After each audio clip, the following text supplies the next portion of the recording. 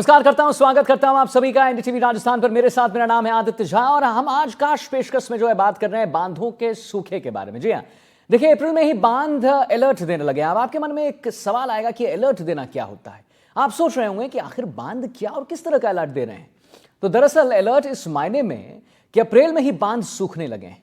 आलम यह है कि जिन बांधों से गर्मी में प्यास बुझती है वो करीब आधी खाली हो चुकी है।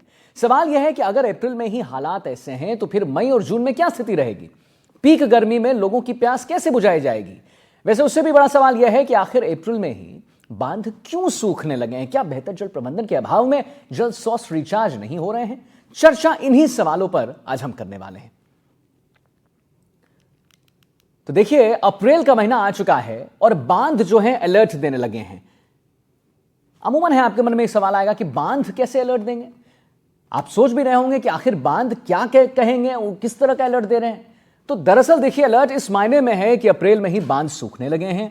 आलम यह है कि जिन बांधों से गर्मी में प्यास बुझाई जाती थी वो करीब आधा खाली हो चुके हैं। और इस पर पनपते सवाल भी हैं। हम सवाल भी पूछेंगे एनडीटीवी राजस्थान पर, क्योंकि हम हमेशा सवाल पूछते हैं और वो सवाल पूछते हैं जो आम जनता से जुड़ा हुआ है। सवाल इस पर यह है कि अगर अप्रैल में ही ये हालात हैं तो फिर मई और जून में क्या होगा साहब। स्थिति कैसी रहेगी। पीक गर्मी में लोगों की प्यास कैसे बुझेगी। क्या बेहतर जल प्रबंधन के अभाव में जल सोर्स रिचार्ज नहीं हो रहा है। और आज इन्हीं सवालों पर चर्चा करेंगे।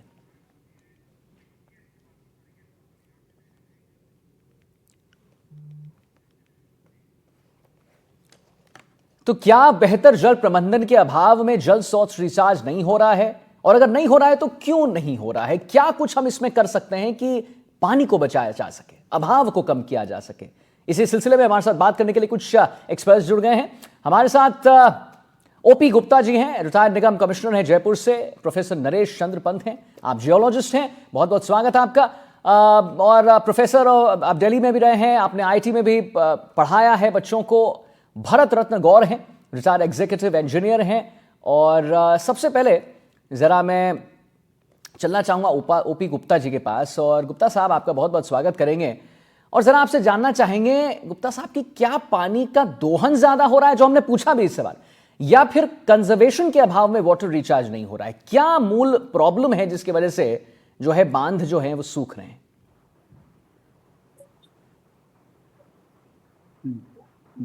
देखिए सर, बांध सूख रहे हैं ये तो पिछली बार बारिश तो खूब हुई है, लेकिन बांधों में जो जहाँ से पानी आता है वो एरिया उनका अतिक्रमण से ग्रस्त हो गया, या लोगों ने एनीकट बना लिए। एनीकट बनाने से क्या है कि ज्यादा पानी आ नहीं पा रहा उन बांधों में। बांधों में पानी आता है, लोग बाग अपने अपने एरिया में उनको बांध के और अपने काम में लेने लग जाते हैं। जी तो उससे बांध जितनी कैपेसिटी में भरने चाहिए थे, और उसके बाद भी पानी आता रहता था बांधों में, बारिश के बाद भी कंटिन्यू, और छोटे छोटे नालों का और उनका पानी आके बांध में भरता है। लेकिन अब एनीकट बनने से जो एनीकट के ओवरफ्लो होते हैं वो पानी आता है बांधों में, बाकी पानी आता नहीं है।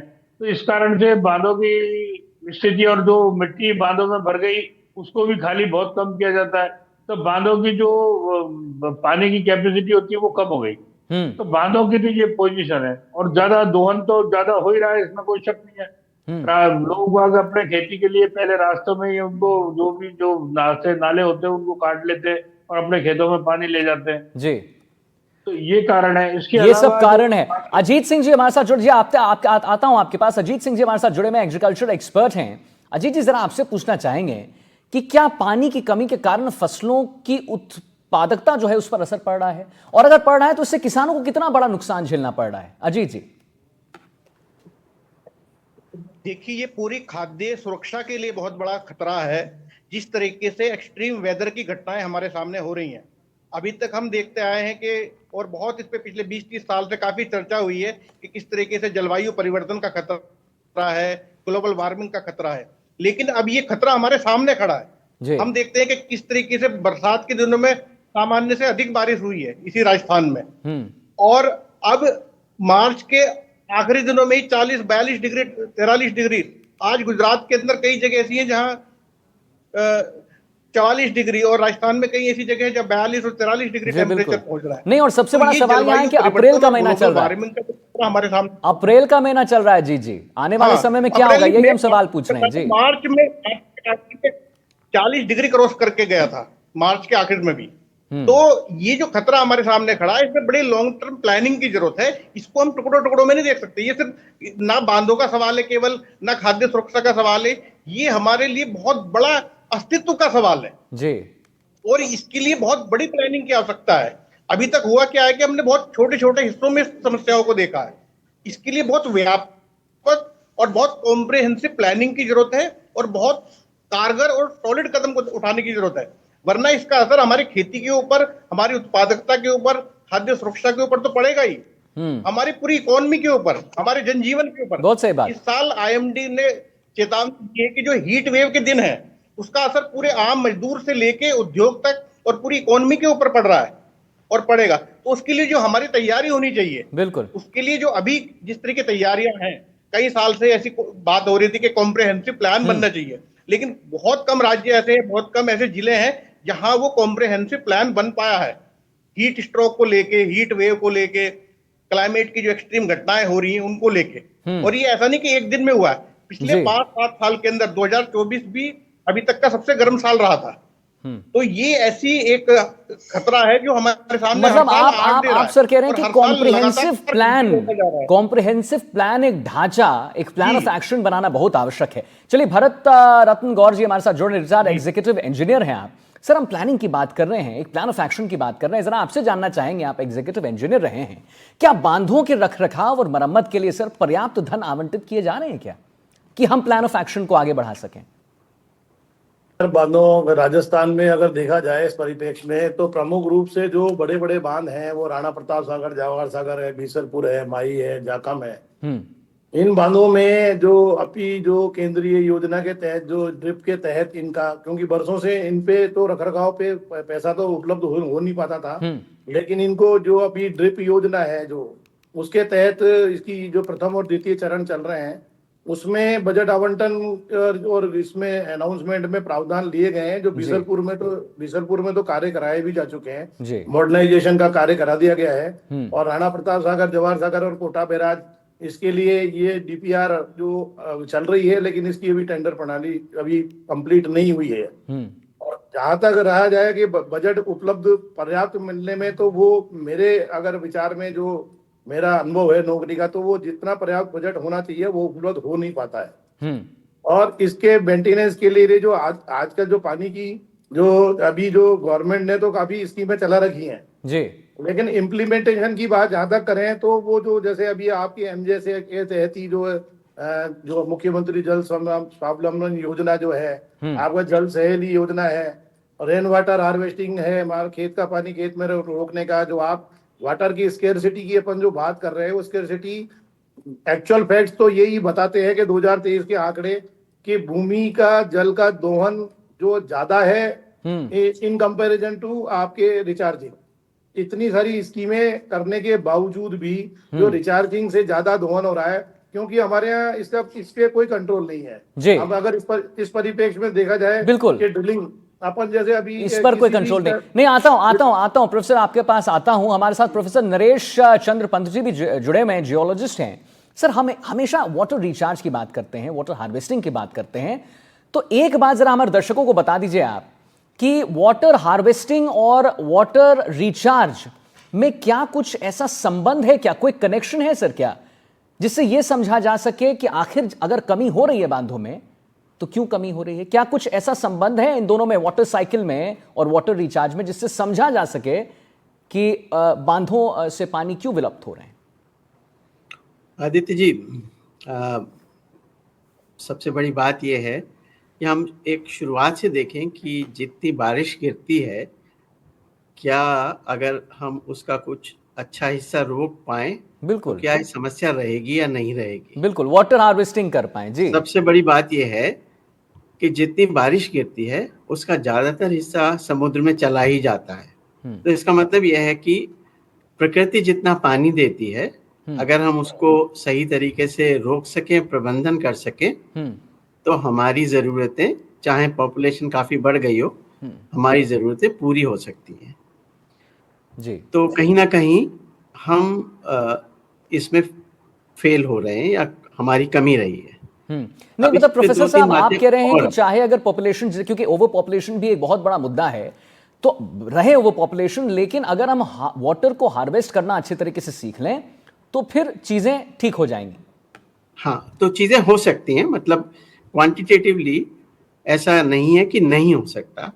जी इसमें समस्या जैसे मैंने कहा कॉम्प्लेक्स है, मतलब कई सारे फैक्टर्स हैं। जैसे हम ये क्लाइमेट चेंज की या बढ़ती गर्मी की बात करते हैं, उसके बारे में हर साल नए रिकॉर्ड बन रहे हैं, जी नया वो आ रहा है, तो ज़रूरत बढ़ रही है। जी आपको एक छोटा सा आंकड़ा देता हूँ कि सन 1984 में जो ग्राउंड वाटर निकलता था, राजस्थान की बात कर रहा हूँ, जी वो 35%, यानी कि जितना रिचार्ज होता था उसका 1/3 से थोड़ा ज़्यादा निकाला जाता था। अच्छा जी और अभी ये करीब 150% के करीब है, यानी कि जितना होता है उससे हम 50% एक्स्ट्रा निकालते हैं। एक्स्ट्रा जो निकल ग्राउंड रहा वाटर हम ले रहे है। हैं जी वो हम इसलिए निकालते हैं क्योंकि जो बांध हैं हमारे उनमें अभी कमी है। मगर अगर आप 8 सितंबर 2024 यानी 7 महीने करीब, 7 साढ़े 7 महीने का पहले का टाइम्स ऑफ इंडिया पढ़ें तो उसमें लिखा है कि इतना पानी भर गया, यानी 2 बांधों में पूरा हो गया था और ज्यादातर बाकी में 90% के ऊपर था। हम्म तो यानी बारिश हुई और बारिश अच्छी हुई थी, जी तो बहुत सारा पानी। तो इसका मतलब ये कि जो हमने कैपेसिटी डेवलप की पानी रोकने की, जी वो हमारी जरूरत के हिसाब से कम थी। तो ये कम थी। प्रबंधन की इनफैक्ट वजह प्रोफेसर से साहब, मैं आपसे यही पूछना, आपके उत्तर से एक सवाल लेना चाह रहा था कि देखिए राजस्थान में परंपरागत कुछ ऐसी टेक्नोलॉजीज थी जिसकी आप भी बात कर रहे थे, जहां पर वाटर कंजर्वेशन की हम बात करते थे, वाटर स्टोरेज की बात करते थे, लेकिन सर वो विलुप्त हो रही हैं। उन्हें कैसे पुनः वापस लाया जा सकता है सर? हाँ, उसके लिए 3 चीजें बड़ी जरूरी हैं, और उसमें सबसे बड़ी चीज जो है जिसको अ, हम अपने मैनेजमेंट में अपने को ज्यादा समझदार मानते हुए थोड़ा नेग्लेक्ट करते हैं, वो है कम्युनिटी इन्वॉल्वमेंट। यानी जो कम्युनिटीज, इन्फॉर्म्ड कम्युनिटीज थी, हैं अभी जी भी, हम उस नॉलेज को अपनी प्लानिंग में ज़्यादा यूज़ नहीं करते। हम टॉप डाउन अप्रोच करते हैं, यानी कि एक प्लान अपने आप डेवलप करते हैं जी और उसको इम्प्लीमेंट करते हैं, तो वो दिया जाता है।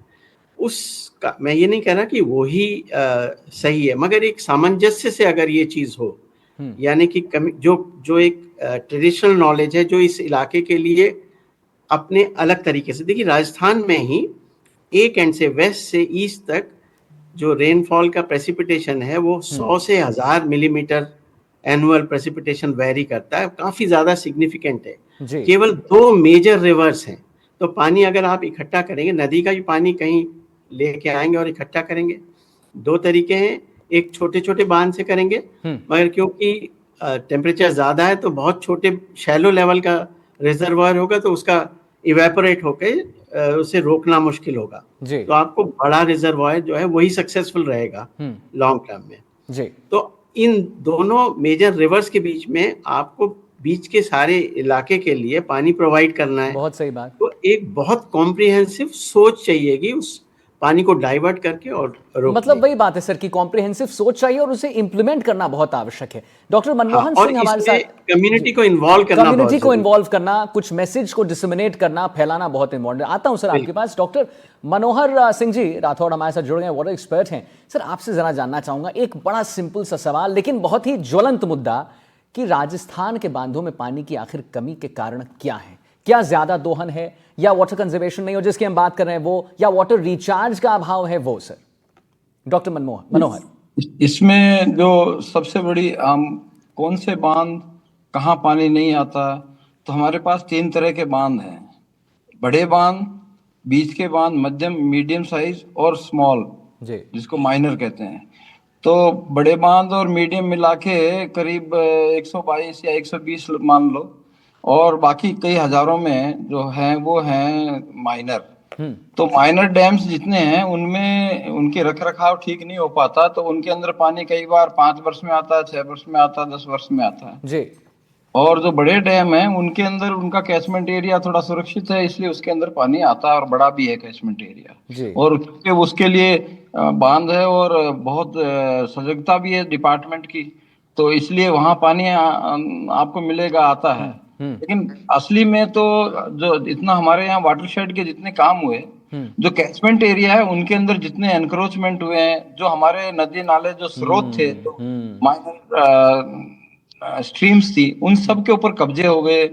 तो बांध के अंदर आप देखेंगे उनके पेटा कास्ट भी होने लग गए, और एनक्रोचमेंट बहुत है जगह जगह। तो ये कारण है जिसके कारण आता नहीं है। और दूसरा जो एनक्रोचमेंट से क्या नुकसान सर? एनक्रोचमेंट दूसरा से क्या मेजर कारण ये है जी। कि इन एनक्रोचमेंट के कारण, और ये जो बजरी भी निकाल रहे हैं आप नदी का, वो भी खराब कर रहे हैं, तो उसके कारण जो बेस फ्लो बनना चाहिए जिससे कि पानी नदी चल सके और तालाब तक पानी आ सके। एक और जो महत्वपूर्ण बात ये हुई कि हमने सब जगह लिखा खेत का पानी खेत का, गांव का पानी गांव में, और खेत का पानी खेत में, जी। और मेड़बंदी कर दी और फार्म पॉन्ड भी बना दिए।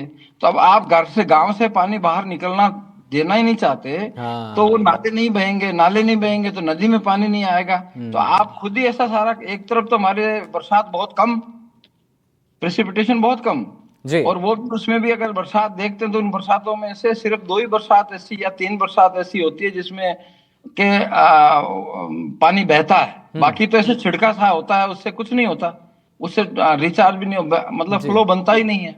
जी। और जब बनता है तो उसके लिए आपने अवरोध बहुत बना दिए, चाहे बाकी बिल्कुल ने बना दी। जब आपने ये कर दिया और फिर आप एक्सपेक्ट कर रहे हो कि हमारे डैम में पानी आए, और अगर आ भी गया तो अभी आप, ये सबसे इंटरेस्टिंग बात ये है कि ये जो रबी के जब मौसम आती है, सारा सिंचाई के लिए काम आता है जी। तो रबी में वो जो माइनर डैम्स हैं उनमें तो पड़ावा के लिए उनको पानी देके और खाली कर लेते, जी। और उसमें वो रिजर्वेशन भी नहीं है। बिल्कुल नहीं। आप ही के उत्तर पर सर मैं जरा अजीत जी के पास चलना चाहूंगा। अजीत जी देखिए, हम बार बार बात कर रहे हैं कि पानी की कमी के कारण फसलों की उत्पादकता पर क्या असर पड़ रहा है, किसानों को बहुत नुकसान झेलना पड़ रहा है। लेकिन सर आप जरा निराकरण की बात करें तो क्या कृषि क्षेत्र में पानी के संरक्षण के लिए कोई नई तकनीक या कोई रणनीति या कोई प्लान ऑफ एक्शन अपनाई जा सकती है सर? क्या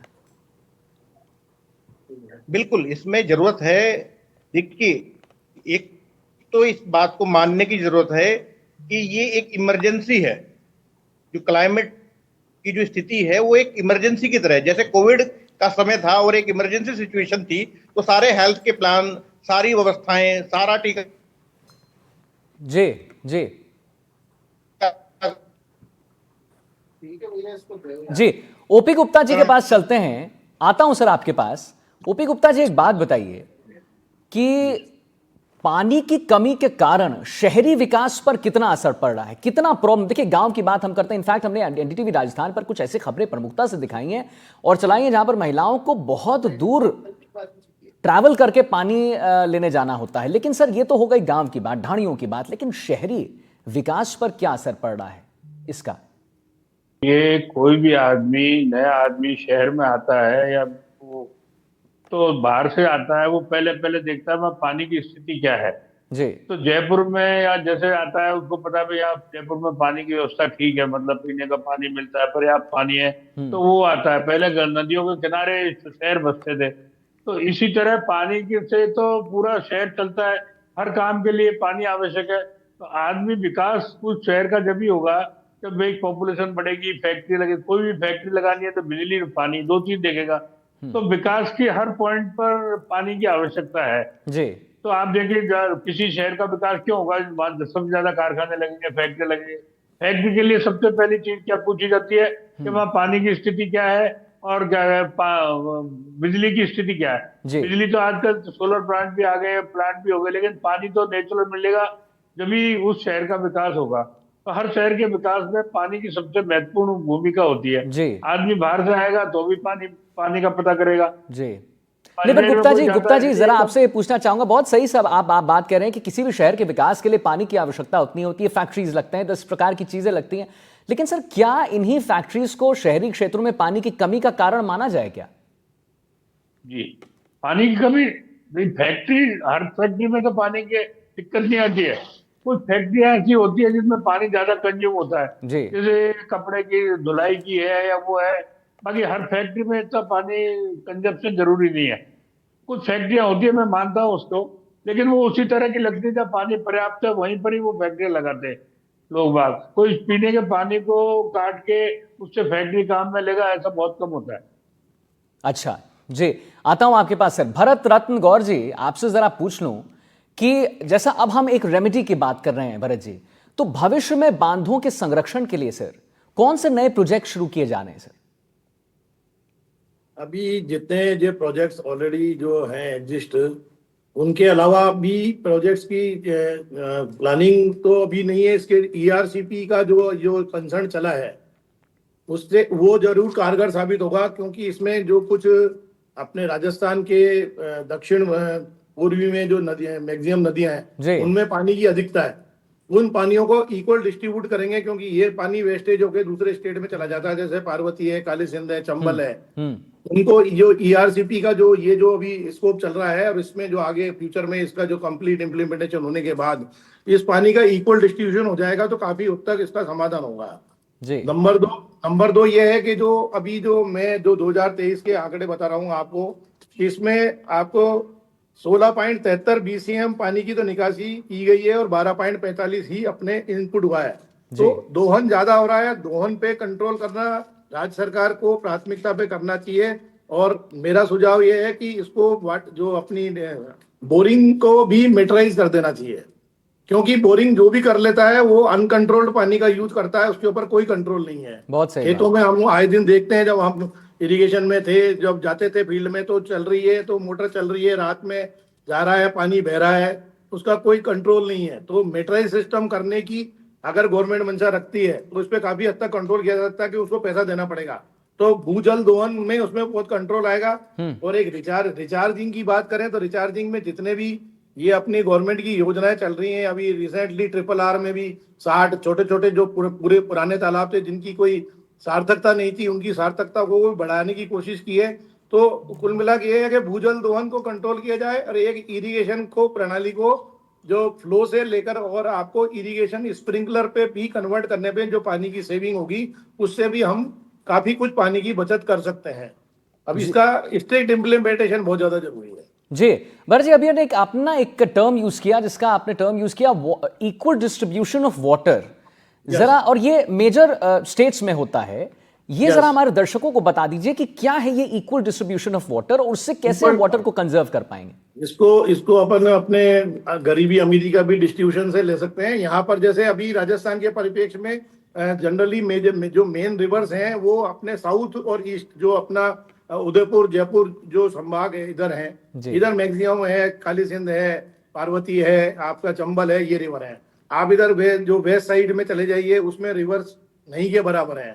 तो कहने का मतलब, एक तरफ तो इतना पानी है जो अपन उसको जो ओवर फ्लडिंग के केस में अपन बैराजों से होकर इधर निकाल देते हैं, जो दूसरे स्टेट्सों में वेस्टेज चला जाता है, उस पे वो पानी किसी भी काम हमारे नहीं आता है। और इसी को ये जो अभी योजना है ईआरसीपी पीकेसी पार्वती काली सिंध चंबल जो लिंकिंग कर रहे हैं, उसमें ये है कि वो इन डेमो को इंटरलिंक करके और उन जगहों पे भी पानी पहुंच जाएगा, तो वो वेस्टेज नहीं जाएगा। वो अगर एक जगह से होगा तो दूसरे में जाएगा, दूसरे से तो तीसरे में जाएगा, तो अल्टीमेटली वो राजस्थान के ही किसी पार्ट में काम आएगा। तो ये इक्वल डिस्ट्रीब्यूशन करने की कोशिश की जा रही है। अभी इम्बेलेंस है, अभी एक साइड पूरी पानी से अगर रिच है तो एक साइड बिल्कुल पुअर है। ये है इसका। तो वो इसका इम्प्लीमेंटेशन में थोड़ा टाइम लगेगा, ईआरसीपी और पीकेसी लिंक का, लेकिन इसके बाद इसमें काफी हद तक हमारे साथ नरेश पंत साहब भी जुड़े हुए हैं। नरेश जी, एक आखिरी सवाल आपसे लूंगा, समय का अभाव है हमारे पास, कि देखिए हम पानी के संरक्षण की बात कर रहे हैं, हम बात कर रहे हैं कि कैसे पानी का अभाव है, बांधों में पानी का अभाव है, तो क्या ग्लोबल वार्मिंग भी इसका एक बहुत बड़ा रीजन है क्या सर? 2-3 कारण हैं ग्लोबल वार्मिंग, उसमें से एक कारण है। और हम काफ़ी समय से अब जो रिकॉर्ड्स आ रहे हैं पिछले कई सालों से, हम देख रहे हैं कि एवरेज टेम्परेचर बढ़ रहा है। मगर इसका जो हमारी समस्याओं का एक कारण थोड़ी समझदारी की कमी भी है। मैं आपको थोड़ा सा बताता हूँ किस सेंस में मैं कह रहा हूँ कि जब हम डेवलपमेंट की प्लानिंग करते हैं, गाँव का एक आपने जिक्र किया, एक शहरों का जिक्र किया, इंडस्ट्रियल एरिया का जिक्र किया, जब हम वहाँ पे डेवलप करते हैं तो हम उस पे वाटर बजटिंग नहीं करते। वाटर बजटिंग नहीं करते हैं। इतना कितना पानी जरूरत होगी, हम मकानों की तो कर लेते हैं, सर जमीन की जाते कर जाते 1 मिनट है हमारे पास, जरा आप एक मैसेज अगर दे दें कि वाटर कंजर्वेशन की हम यहां पर बात कर रहे हैं, डिस्ट्रीब्यूशन की हमने यहां पर इस डिबेट पे बात की, क्या एक आम आदमी कर सकता है अपने घर में बैठकर कि वाटर कंजर्व हो सर?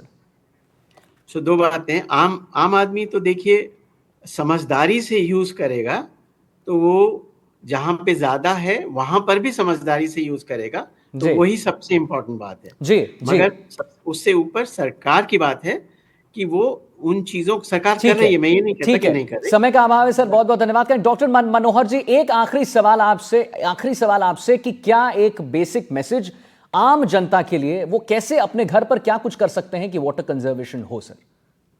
तो पानी को अगर महत्वता देंगे, अपना अगर जिसको कहने से परसेप्शन बदलेंगे, पानी अगर जल जीवन है तो ये खाली बात करने से नहीं होता, ये आप उनकी सोच में बैठ जाए कि जल जीवन है, इसको बचाना है, हम किसी तरह भी पानी के अलग अलग हर जो यूज होते हैं उस सब में उसकी बचत करें, यही इसके संदेश है। जी चलिए, बहुत बहुत धन्यवाद करेंगे अपने सारे तमाम पैनलिस्ट का, गेस्ट का बहुत बहुत धन्यवाद करेंगे सर। डॉक्टर मनोहर सिंह हमारे साथ जुड़े थे, वाटर एक्सपर्ट, अजीत सिंह जुड़े थे, agriculture expert, OP Gupta ji को आपने सुना, रिटायर्ड निगम कमिश्नर रहे आप, और प्रोफेसर नरेश चंद्र पंत को आपने सुना है, और इसी के साथ भारत रत्न गौर जी को आपने सुना। तो आज हमने बात किया बांधों के सूखे के बारे में, और उन्होंने बात किया बहुत सारे मुद्दों के बारे में कि कैसे आम जनता जो है वो क्या कुछ कर सकता है, क्या मैसेज डिसमिनेट कर सकता है कि वाटर की कमी, पानी की कमी ना हो और मुश्किलों का सामना हमें और आपको ना करना पड़े। इसी के साथ एक छोटा सा ब्रेक लेते हैं, जल्द हाजिर होते हैं। नमस्कार।